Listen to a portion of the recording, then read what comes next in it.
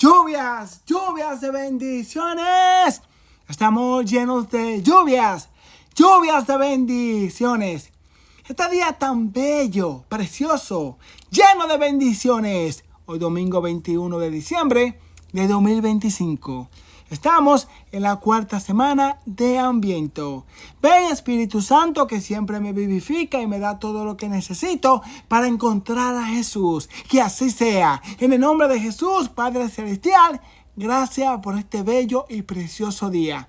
Lleno de tu amor de tal manera que hoy tengo una comunión personal con Cristo en la iglesia. Porque Él esté presente en la iglesia de tal manera que de la manera que yo me puedo comunicar con Él. Yo me lo puedo comer. Yo puedo beber. Porque es su sangre y verdaderamente es su cuerpo que está en la Eucaristía. Muchas personas pagan mucho dinero para ver un artista que les gusta. Muchas personas compran ropa cara para vestir como viste su artista.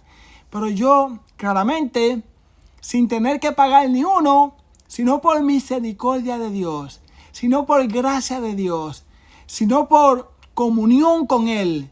Él me llena tanto de su amor que Él ha decidido que claramente yo puedo tener una comunión con Él como nadie en esta tierra la puede tener con Dios. Solamente en la Eucaristía podemos tener una comunión con Dios como nadie nunca en la vida lo puede tener. Porque solo Dios nos da la gracia que necesitamos para nosotros poder disfrutar de su banquete. Que así sea para todos. Hoy nos dice Dios en Romanos capítulo 1, del 1 al 7, que realmente nosotros tenemos que salir a predicar la buena nueva. San Pablo dice que es servidor de Cristo, que Él fue llamado a ser apóstol y elegido para anunciar la buena noticia de Dios. Porque claramente la bendición que recibimos para nosotros predicar el Evangelio es gracia de Dios, para que todos lleguen a la obediencia de la fe, de tal manera que le demos gloria al nombre del Señor. Pero la pregunta es, ¿yo puedo tomar la Biblia y yo salir a predicar el Evangelio? No, necesito ser enviado por la iglesia. Porque vemos que nos habla en Hechos de los Apóstoles, capítulo 9, nos dice la conversión de Pablo. Y luego que Pablo entra a la iglesia porque lo bautiza Ananías, luego vemos como él, en Hechos de los Apóstoles, capítulo 13, él es enviado. No es que Pablo dice, ahora yo, claramente, he recibido el Evangelio.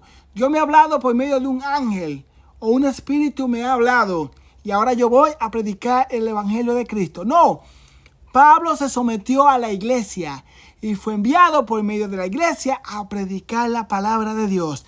De tal manera que nosotros entendemos que solamente por esa iglesia nosotros tenemos la autoridad para predicar el Evangelio.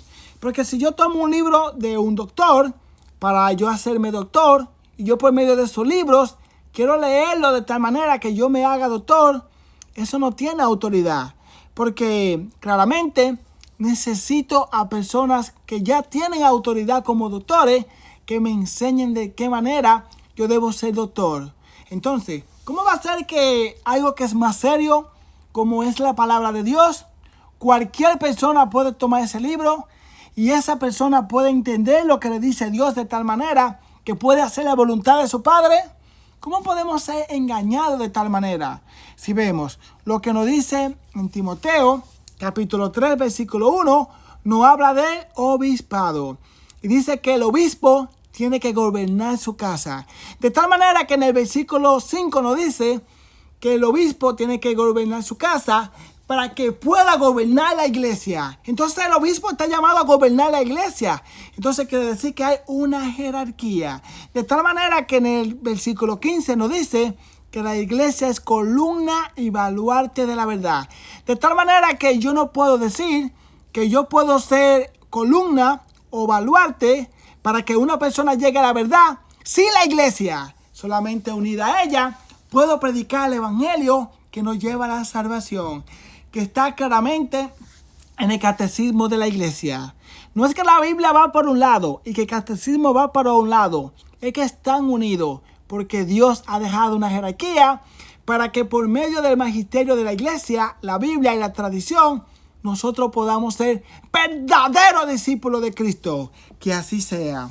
Hoy, Dios nos habla por medio de este precioso evangelio, que está en Mateo capítulo 1, de 18 al 24. Y lo leemos en el nombre del Padre, del Hijo y del Espíritu Santo. Amén. El nacimiento de Jesús, Mesías, sucedió así. Su madre, María, estaba comprometida con José y antes del matrimonio quedó embarazada por obra del Espíritu Santo. José, su esposo, que era un hombre justo y no quería denunciarla públicamente, pensó abandonarla en secreto.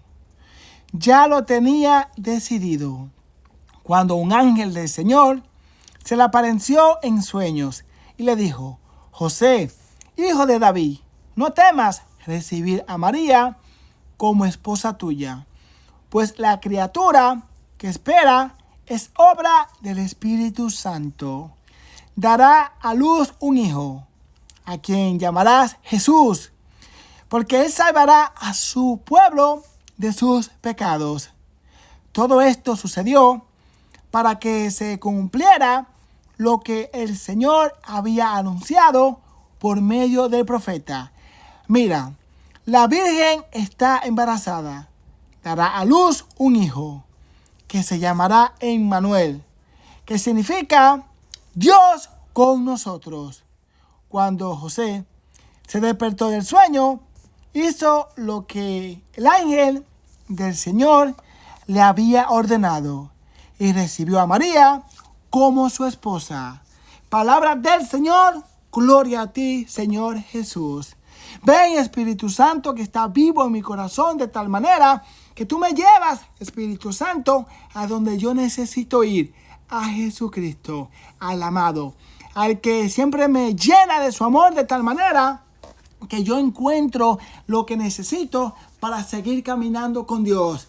Aunque estoy en el cansancio, aunque están pasando dificultades en mi vida, siempre encuentro la gracia de Dios para seguir hacia adelante, porque Dios nos ama. Que así sea. Vemos como Dios nos habla en el Evangelio.